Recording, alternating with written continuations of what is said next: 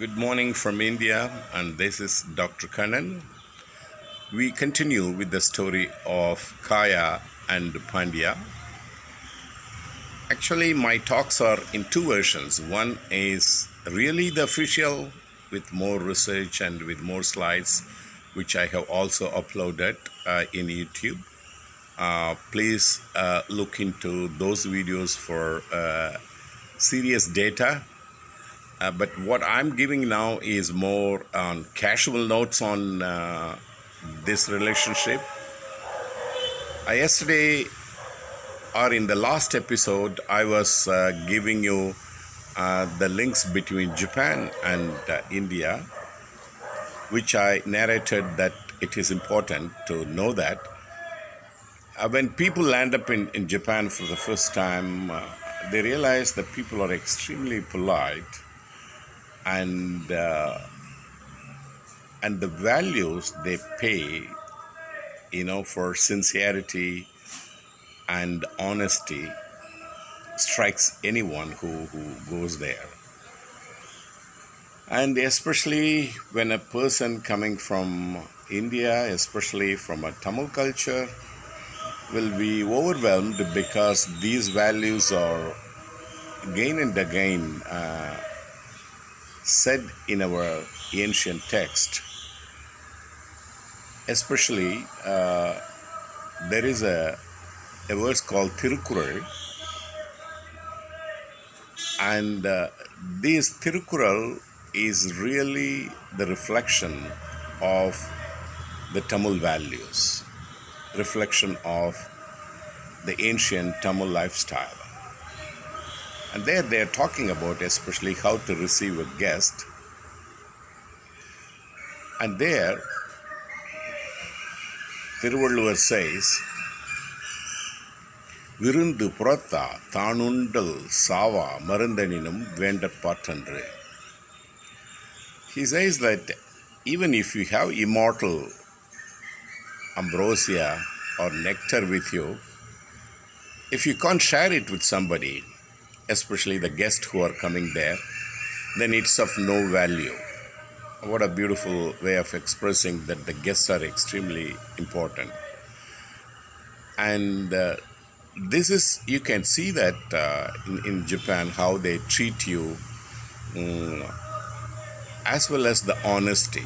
The honesty has been again and again mentioned in the ancient poems of Tamil literature. And one can see that actually the Japanese do practice that honesty. I have seen when I lived in Japan many times that, like if you forget something in a shop or if you forget something in a hospital, wherever it is, and it will be there. Nobody will take it unless you come back and pick it up. And in taxis, sometimes elderly people leave their, pension money and then just go away. But the taxi driver used to, roam around and find that man and hand over this money. And so this extreme efforts to be honest has been actually, is mentioned very much in Tamil literature, and they want the Tamils to be like that. So in that way, the Tamils and the Japanese, and there are lots of other things I could actually quote from. These are all certain values. They picked it up from very ancient Tamil tradition. For example, the samurais have that tradition of hirakari, and with which they open up their stomach and die for a cause, for a good cause, and for a principle. And this has been also practiced in ancient Tamil Nadu, a human sacrifice for the common good. And there is a tradition called Navakandam. And Navakandam is a tradition by which actually a person cuts himself into 9 pieces on his own to achieve something, to appease the gods or to bring victory to the king.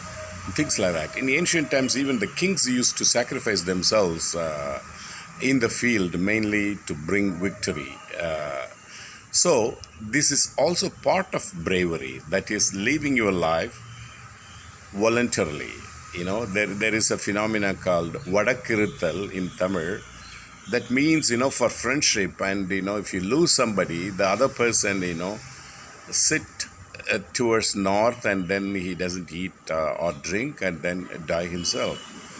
And so in the ancient Tamil life of Aham and Puram, Aham is more internal love and compassion and all those things, and Puram is what the bravery is. And this is what probably the Japanese samurais picked it up from an ancient links with India. Possibly we need to do some research on that.